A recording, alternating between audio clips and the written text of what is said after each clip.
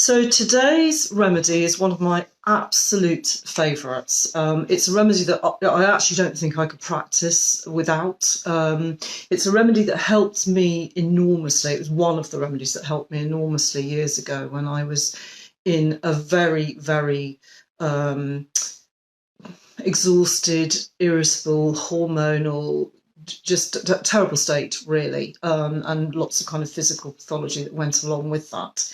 And today's remedy is the first remedy that I had that actually lifted me out of that and started a whole kind of chain of reactions to where I am today, which is way better than I was when I was, 20 years younger, I'm happy to say. So today's remedy is the remedy Sepia. Some of you might have come across Sepia before. It's kind of your archetypal, worn out, exhausted, fed up, got too much to do, just want to be on my own, or want to be out with my friends. It's that kind of feeling. And obviously there are physical pathologies that go along with that. It's a big, big female hormone remedy. It's not exclusively female, but I've got to say that I personally have never prescribed it for a man. I know some people have, but it is predominantly a female remedy, and it's one that I use a lot in my practice, and it's in your home prescribing kits. So it is a polycrest. And for those of you who are not familiar with that term, a polycrest is a remedy that has a very, very big sphere of action. It's capable of addressing a huge variety of pathologies, both on a mental, emotional level and a physical level, and a spiritual level indeed. It's also, what a polycrest means is it's a remedy that's actually been around and been in use for a long, long time. So there is lots and lots of clinical evidence to support its efficacy. And in fact, Sepia was one of the very first remedies that the founding father of modern homeopathy, Samuel Hahnemann, who's a doctor, German doctor in the 19th century, it was one of the first remedies that he discovered. And actually, weirdly enough, although it's a very female remedy, he discovered it because there was a young male painter who was painting with sepia-based inks, and he was licking his brushes in between, doing a bit of painting, and he basically became poisoned by the sepia, and he produced all these effects that led Dr. Samuel Hahnemann to investigating it further as a possible remedy. So, what's it made of? And actually, do share any experiences you might have had of sepia, or if you know of anyone that's been helped by sepia, love to hear your stories. If not now, then in the thread below. It's made from the substance, or ink as we call it, that's squirted from the cuttlefish as it's actually trying to get away from something that's potentially dangerous or, could be life-threatening, basically. So what it does, one of the defence mechanisms that it has is to squirt this ink, which acts as a sort of smoke screen, so it confuses whoever is trying to chase it or eat it or whatever, and it can get away behind that smoke screen. And it's very interesting, I think, when we're thinking about that, because when we're in fight or flight mode, our adrenals are activated, our adrenal glands. So they're the ones that pump the hormone adrenaline, which is what circulates around the body when we're in a threatening situation. It's our fight or flight mode. And the adrenals are very much part of your endocrine system, your hormonal system. And sepia is a massive adrenal remedy and a hormonal remedy. So just an interesting thing to note there. Also, when your adrenals get challenged like that, when they're constantly being used, which they are a lot in modern day life, then they get very tired, they get very sluggish, and they behave in a kind of very over the top way. And the exhaustion and sluggishness that you tend to feel if your adrenals are burnt out, that is a keynote of this remedy, Sepia. So whenever you see a woman that is, has got hormonal problems of some description, and we'll come on to that in some more detail, plus they have that absolute exhaustion and irritability because of that, and weepy, but not like I'm really sorry for myself in a sort of pulsatilla way, but almost weeping out of frustration or, just desperation, just want to be on my own. Then when you see all of that, immediately think of Sepia. So I think when we're discussing remedies, it's always useful to talk about the doctrine of signatures. And again, for those of you not familiar with the doctrine of signatures, it was something that the very early herbalists found very useful when they were finding and discovering the medicinal properties of various plants. And the doctrine of signatures basically means that often there are elements of the appearance of plants or, their smell, their behaviour, their growing times, where they grow, all of those kind of elements would often act as an indicator as to what their medicinal properties might be. You'll get lots of plants that actually look like the parts of the body that they really help, like the lungs or the heart or, anything like that. And actually the doctrine of signatures can also be applied to remedies that are made from some kind of excretion from an animal, such as the cuttlefish. So we're going to just talk a little bit about the behaviours of the cuttlefish. And the cuttlefish is, you find them washed up on the beaches. They're the things that they're kind of that sort of shaped, hard, white, soft shell type thing. They're often, they used to be put in budgie cages for them to nibble at, but you see them on the beaches quite a lot, actually. They're part of the squid and octopus family. Very intelligent and actually quite gentle creatures. And going back to that ability to squirt the ink and create a sort of smoke screen to allow them to get away, they have other qualities that help that ability as well. And one of them is the ability to change their skin colour and their skin texture, actually. And again, that's about getting away from potential danger, but it's also used as a vehicle to disguise themselves when they're actually hunting themselves so that their prey don't notice them.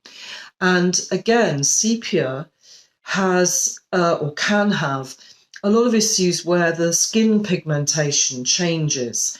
Very commonly in pregnancy, actually, is when women first notice it, they might get a sort of yellowish browny cast, particularly across this area, so across the nose and the top of the cheekbones. And it's known as cloasma medically, and it's like a mask. It's often referred to as a cloasmic mask, and it's just a change in the levels of melanin that are in the body. And again, that melanin is there to protect us from the sun.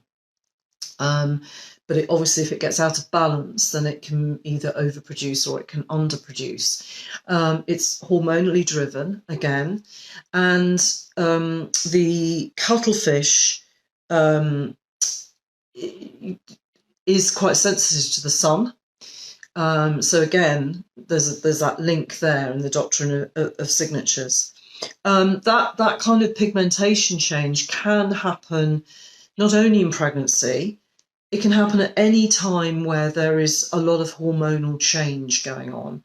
So I've had women who have noticed these skin coloration changes when they first start taking the pill, for example, or when they get a Mirena coil fitted, which is a coil that pumps progesterone into the body. There's not only the Mirena coil, there are a couple of others as well, or the contraceptive implants, anything really where there's an interruption to your natural hormonal state.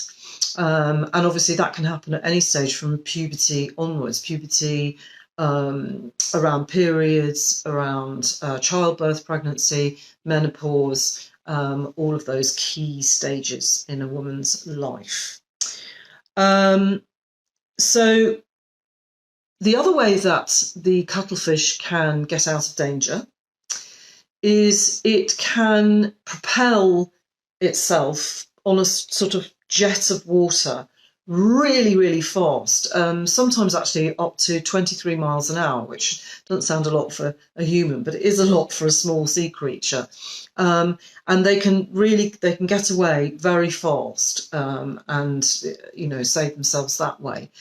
And one of the keynotes of Sepia is that they are usually, even though they're very exhausted, they feel much better if they can do some sort of quite vigorous, fast exercise. They're known for loving to dance, for example, or feeling much better if they can actually do some sort of vigorous exercise. So that's a useful way to remember that, I think. They're very social animals, actually. So they like to live in groups, but they're also quite independent, almost to the stage of being quite masculine. And good morning, Pam. Hope you can hear and see me. Put your thumbs up if you can. That would be great. You're very welcome. We're just talking about Sepia, which is a fantastic women's hormonal remedy. So we're just talking about the doctrine of signatures for the cuttlefish, which is where the Sepia remedy comes from. And yes, I was just saying that they like to live in social groups. And thanks, Pam. But they're also very independent. And that's, again, when you're thinking about the personality of sepias, they do like their families. When they're well and they're feeling healthy, they are sociable. They like to go out with their friends. They like connection with people, but they are quite independent. They need their own space. And if they don't get that space, that's when they'll get overwhelmed and, start exhibiting all the kind of exhausted, irritable, weepy, just want to be on my own and not do these horrible domestic chores. That's the kind of archetypal sepia state when they're compromised. And you often find, actually, that if you go into a sepia state, let's say before a period, the way to tell it apart from a remedy like, say, Nux Vom, which is another very good premenstrual remedy, if you've got an extreme amount of irritability, which you can get in both remedies, if you find that irritability is actually almost gone when you are out away from the home and you're with your friends, then the chances are that that's going to be sepia, because the trigger for their irritability is feeling overwhelmed and unable to get away from kind of domestic drudgery, or work drudgery, actually, can be these days, or a bit of both. But as soon as they get out and they're social and they're with their friends, then they're absolutely fine. If it's Nux Vom, then you're going to be irritable with everybody. It doesn't matter who you're with. You're going to feel really impatient and angry with everybody. So that's just a little tip for differentiating between the two remedies. So the other aspect of sepia and the cuttlefish is that they're very sensitive to heavy metals, particularly copper. And this is because the endocrine system is upset. the pituitary gland, often if it's not completely in balance, it will manifest a sensitivity to metals. And I actually found this myself years ago, that I suddenly just couldn't wear certain bits of jewellery. I'd get a little rash behind my ear or on my wrist if I wore certain metals. And that was part of everything that was going on with me, because my whole endocrine system was completely up the swanny, basically. And I get quite a few women who find that even, during pregnancy, no, can't wear those favourite earrings or that favourite bracelet, just brings me out in a rash. So that's something that's common to both the cuttlefish itself and obviously the sepia behaviour. Now, the other thing is that the female cuttlefish doesn't actually mother its young. As soon as it's mated and it's ready to deposit the eggs, it will deposit large numbers of eggs wherever there's a safe area. And then after that, pretty soon after that, it will actually just kind of collapse and go into a state of collapse. And soon afterwards, sadly, they usually die. And childbirth for a woman needing sepia is often a big trigger, and a big keynote of a woman needing sepia at that stage in their life would be something like postnatal depression or an inability to bond, often. And it's a big taboo thing. Many women find it very difficult to admit that they just don't feel all the kind of overwhelming connection and bonds with their newborns that everyone tells them they should. And it's nothing to be ashamed of. It just is usually an indicator that the hormonal system has been really badly disrupted. And there are obviously emotional components to that as well. And often, a remedy like sepia may well just rebalance that and get that connection going again. So it's never too late to address that. And also, I should say that the thinking about the sepia, the cuttlefish going into that state of collapse, that's very much the theme behind all the physical pathology of sepia as well. It's a kind of sluggishness and heaviness and a feeling like everything's kind of collapsing, particularly in the lower abdomen, in the pelvis. Often women feel that everything is literally going to fall out. So there may be actual pathology there. Sometimes there's not. There's just a sensation that everything's kind of heavy and lax. And, if I don't sit with my legs crossed, everything's going to just kind of fall out. So that's another keynote of women who need sepia.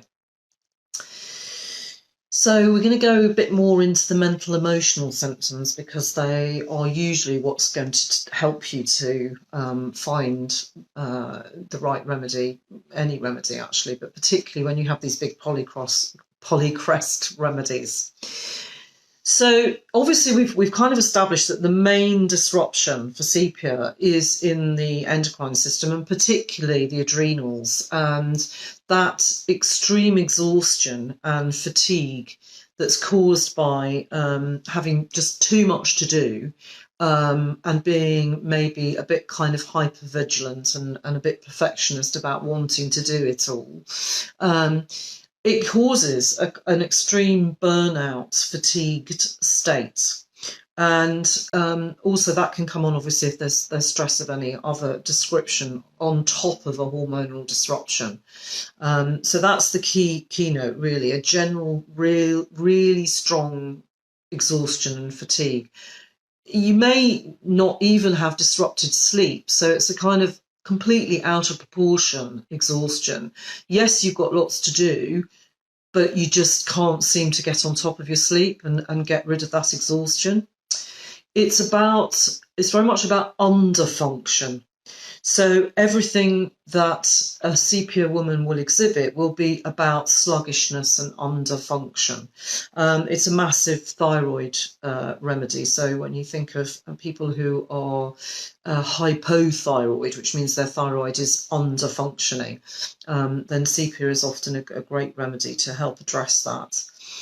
Now, because of that exhaustion, obviously, very difficult when you're feeling that tired to remain buoyant and happy and upbeat. It's just a mismatch of energy. So the mood would tend to be one of quite low, quite down, even what would be called depression.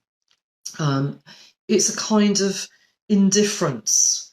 It's almost like I don't really know what I feel because I just haven't got the energy to feel anything. I'll just going through the motions. I don't get any pleasure out of anything. If anything, I'm just going to get cross because I'm on the edge all the time.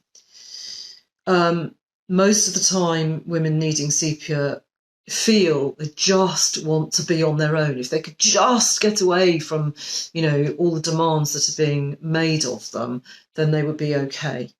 But at the same time, they have a fear of being left on their own.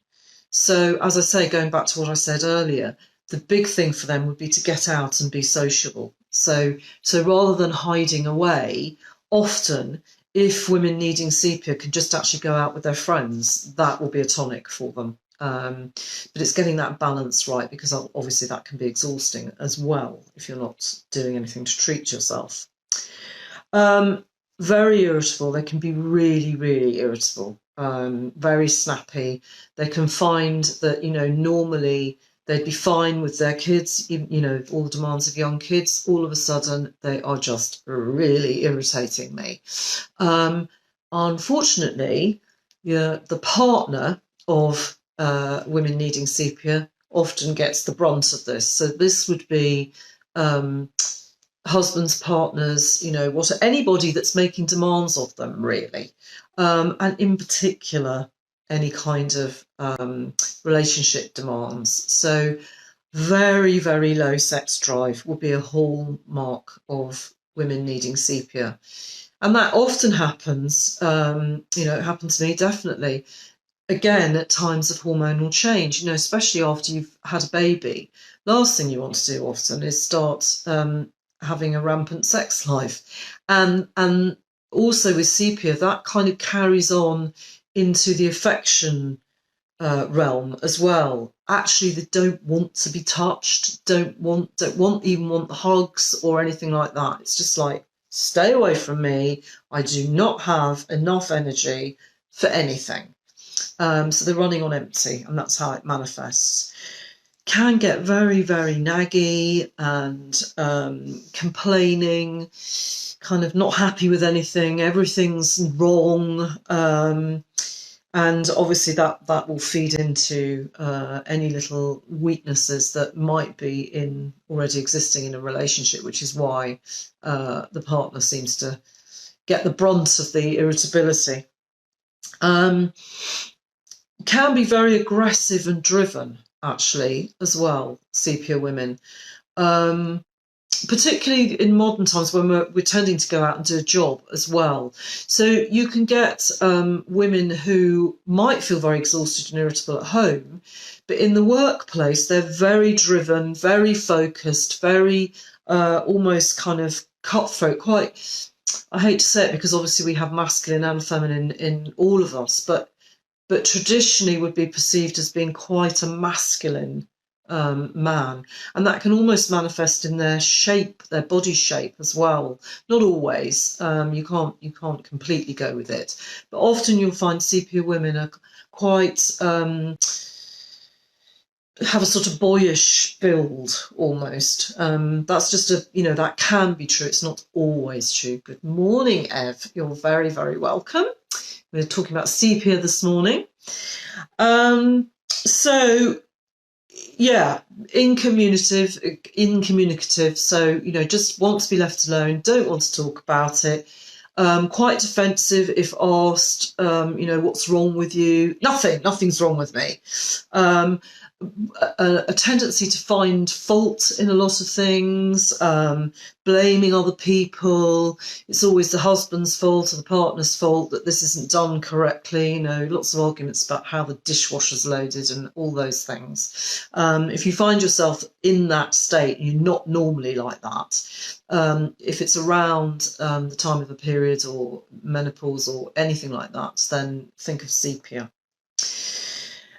So we often talk about what are the triggers for going into a sepia state or any kind of remedy state. For sepia, really, we've kind of gone through it. It's any time where there is any kind of hormonal change, and that can include things like miscarriage or maybe if you're going through fertility treatments, because obviously your hormones are going to be all over the place during that state. So as well as things like puberty and periods and childbirth and pregnancy and menopause, there are all those things in between as well, including birth control methods like the pill, the progesterone pumping coil, the implant, all of those. It can also be triggered, the sepia states, by some kind of attack. Particularly something like a threat of, some kind of sexual interference, or, at the extreme end of the scale, rape, obviously, or some situation where you're in a prolonged state of anger or irritation. And all of those things obviously are going to be much worse if you've also got some kind of weakness going on with your hormones. So the physical symptoms that go along with sepia would be, if we're thinking back to that sluggishness and that laxness of tissue, lots of things like prolapses, piles, hemorrhoids, those kind of things. All those things tend to come on after childbirth or pregnancy, or sometimes even menopause. Because of that tendency to underfunction too, sepias can be very, very cold. So, because obviously if the whole metabolism is really underfunctioning and being very slow, then you would expect that everything would be cold. And that's why sepias often feel much better if they can get out and do some kind of vigorous exercise like dancing or running or anything like that, trampolining, anything that warms them up and helps the blood to flow and helps everything circulate is actually going to be really good. Hard to sustain when you're feeling exhausted, but many women come into me and say, yeah, it's really weird, even though I'm feeling like I just can barely keep going. If I do go out and do some kind of exercise, I do actually feel much better for a while.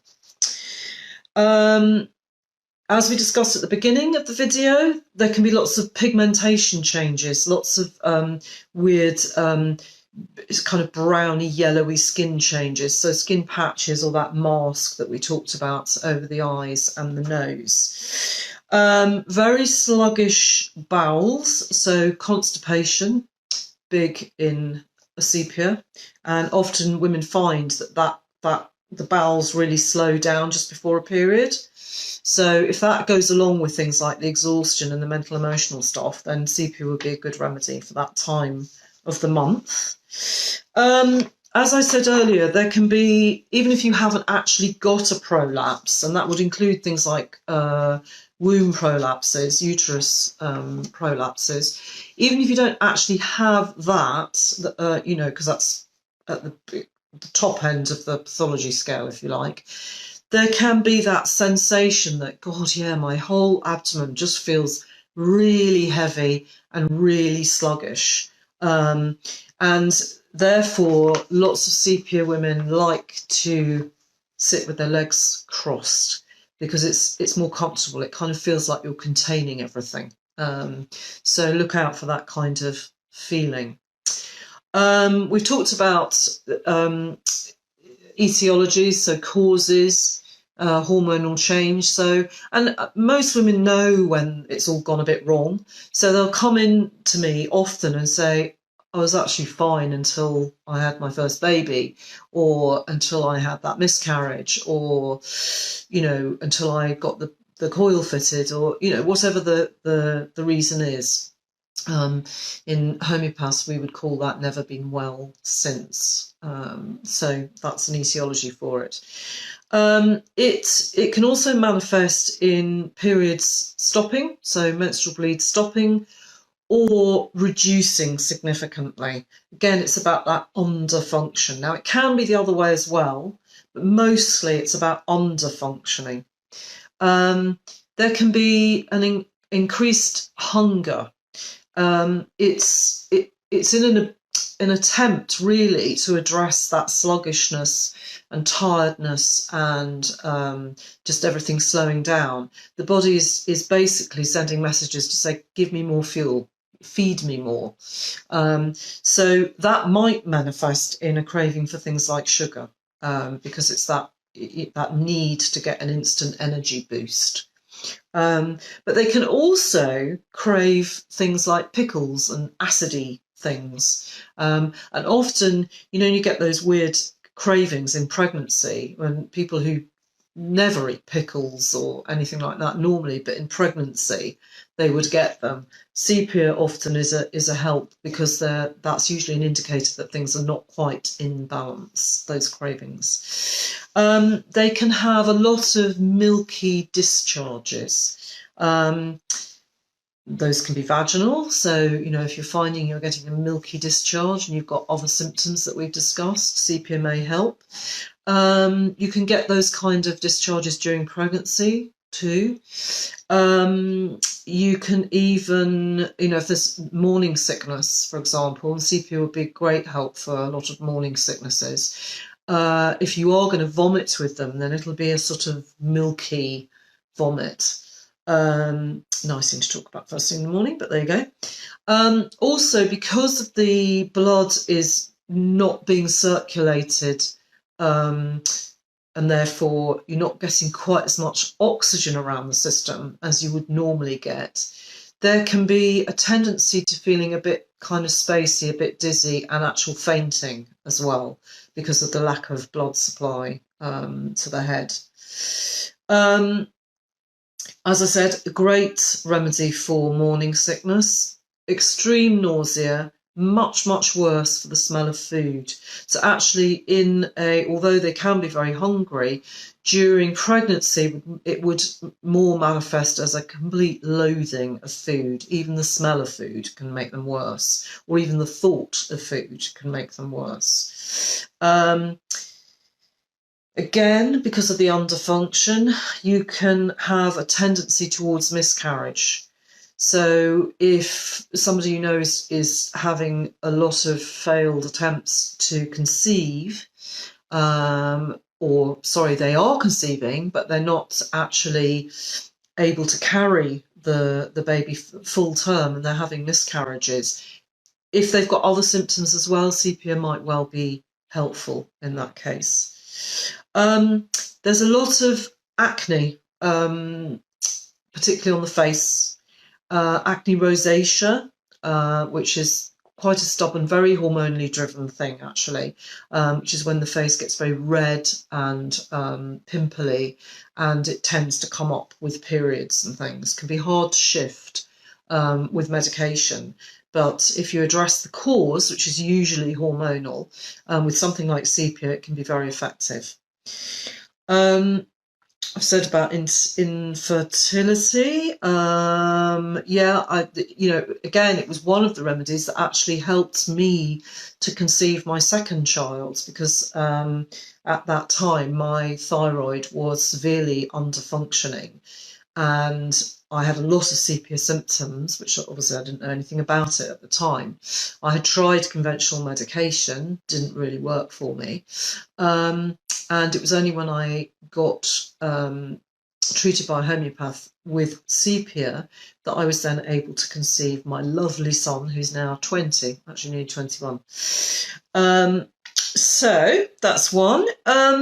Things like vaginal dryness, pain on intercourse, again, because everything's under functioning, that can go along with sepia symptoms. There can also be a taste in the mouth of blood, or of a kind of metallic taste, which is often actually a symptom of early pregnancy, often before you even know you're pregnant. I know with my daughter, that was one of the things that I first noticed, was I had this horrible metallic taste in my mouth. And actually I was very exhausted and much more kind of weepy and irritable than I would have normally been. And that was because I was pregnant, but I didn't know it. And if I'd known about sepia at the time, then sepia would have helped me a lot, because it's a time of massive hormonal change when you're just pregnant. I mean, obviously all the way through, but there's huge amounts of changes going on in early pregnancy. So modalities. When I talk about modalities, I'm talking about the things, and we always need to know this when we're selecting remedies. We're not only looking for things like the symptoms that I've described to you, but we're looking for things that help us to tell one remedy over another. And usually that's about the little details, like what makes someone better and what makes them feel worse. Things like times of the day, you know, are there times of the day where that exhaustion is particularly bad? Or are there types of weather that seem to affect them more than any other? Yeah, all those kind of things. That's what we mean when we talk about modalities. So sepia modalities are, even though they're exhausted and weepy, they do not like being consoled. They do not want someone coming up to them, throwing their arms around them and giving them a big hug, which is exactly what pulsatillas absolutely love and crave. And pulsatilla is another big hormonal remedy. Sepias do not want that. It will make them more cross, more irritable, because they don't want to be touched, actually. They just want to be able to go off on their own and just be themselves for a bit. So they're worse for consolation. So if you're asking a few questions around somebody you think needs sepia, ask them how it would make them feel if you were to come in on them and give them a hug. And that'll point you in the right direction. They tend to be worse before periods, during periods, and just after periods. So as we've said, that hormonal disruption is a trigger for them. They are worse for sex, if they even get that far. Their libido will be very low, but if they do end up going for it, it doesn't make them feel great. And again, that's going back to the cuttlefish. I mean, in the extreme case of the cuttlefish, after sex, they have their babies and then they die. So, of course, they are very choosy about their male partners. They are better for being busy, actually, sepia. They're often, because of that adrenal energy, which is a bit false, so it's a double-edged sword, they do feel better if they can be busy and active and doing something, kind of, you know, distracts them from how exhausted they feel. They are better towards the evening, actually, and like the cuttlefish, they don't like a lot of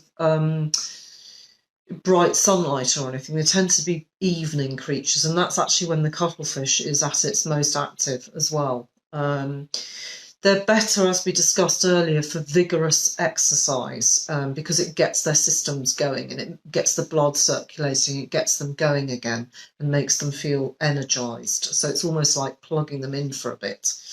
They are better for eating most of the time, apart from pregnancy.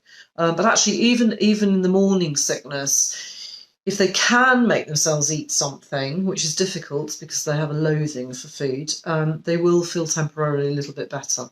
And they're always much better for warmth because they're cold creatures. If you think about sea creatures, most of them are cold creatures. So those are the main modalities.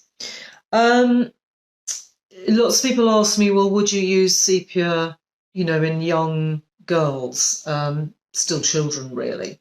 And my own experiences, not often. Usually at puberty, depends on how young the girl is, but these days, you see, obviously, puberty is happening younger and younger. So sometimes we really are talking about quite young children, 9-year-olds even, which is surprising, but can happen. They don't tend to go into that kind of complete exhaustion state often. Although I did have a 14-year-old recently who was very sepia, sadly, and responded really well to it, and actually sent me a little message back saying thank you for helping me to be me again, which is lovely. So yes, look out for it if you've got daughters who are hitting puberty. But it's probably more likely to be something like pulsatilla. Not sure. Depends on the picture, really. So possible but rare. Mostly women. What it can be used for, though, I think actually in the case of the 14-year-old, what had happened is that she actually had very bad acne that came along with her periods, and she was put on the pill to help the skin, which is very common. And she'd been on it for a year or so, and it really disrupted her whole menstrual system, and it's put her into a sepia state. So, and that's something that you would expect in an older woman traditionally. But nowadays, because girls are being put on the pill at quite young ages, allegedly to help with the skin, then their hormonal systems are getting more and more disrupted. So you might see it more and more these days, sadly. As I said at the beginning, it's predominantly a female remedy, and you can see now why. But I do know colleagues of mine who have used it for men as well. So we both men and women have hormonal systems, and both of us can get disrupted. So it is entirely possible that men would manifest as needing sepia. It's not something I've ever done, though, personally, so I can't really give you any examples of that. So I think that's probably enough for sepia, but if you've got any questions or you want to share any experiences or stories about sepia, then please do. Any questions at all from anybody? I'll give you a little bit of time to come in and give those. Don't worry if you can't, because I'm going to post this as a replay so that you can actually, if you think of something after the replay, you can always put it in the thread, and I'm happy to answer any questions. But as I've said, sepia is one of the remedies in the home prescribing kits like this one, and those kits are very much what I base my teaching courses around, and I think it's just fantastic for everybody to get familiar with these home prescribing kits so that you can have remedies at home and you can start treating minor illnesses yourself. And it's certainly worth a try with things like sepia. It can really help, especially if you're not really in a permanent sepia state. If it's something that you go into around your periods, or it's something maybe that you tipped into because you're going through the change or something like that, then it's worth a try yourself. It certainly won't do any harm, and it can really take the edge off things. If it's something you've been experiencing for a long time and you recognise many of the symptoms, particularly if you've got the more advanced pathology, like something like a prolapse, then you might need sepia in a slightly different strength or potency, and that would be something you would come to me about, and I can prescribe that. But if you have any kind of relief from prescribing for yourself, then you know you're on the right track. And Pam has a question. For some reason, my questions are the wrong way around, so forgive me. So Pam is asking, she's going into a reflexology session, and this has hit her as she probably needs it and needs to come for a session. That's great, Pam. Yes, do, because we really need to look after ourselves as women. And there's a lot of things that we just put up with because we think, well, that's, it's because I've got too much to do. So, no wonder I'm feeling like that. But actually, it's very seldom, I find, about everything that we have to do. It's more about how those things are making us feel and how we're doing them. So if we can just kind of rebalance things, then everything's going to work much better. So enjoy your reflexology, Pam. Thanks for your comment. Ev, I need to do your class on home kits. Yeah, do. It's great. As I said, we can do an in-person one, which I do here in the clinic, and I like small groups for that. So I always say to people, if you've got enough people who are interested, then I would do it for, I suppose the minimum would be about 5. Then we can tailor the class to suit you. Or you can just buy my online course and you can learn at your own pace with videos and PDFs. And you also get to be a member of my support group, which is a closed Facebook group. And that's forever, basically. So as you're learning, you can ask questions and just check, would this be right? Or is there something else? All of that. So yeah, do. And tell everybody as well.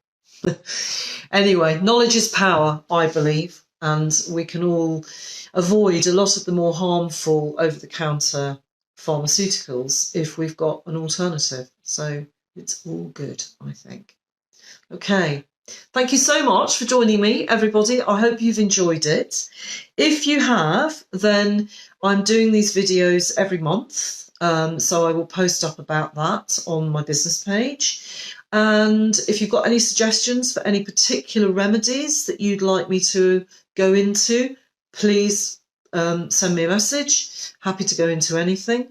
Largely I'm following what's in the kits at the moment because they're the ones that you're going to find readily available.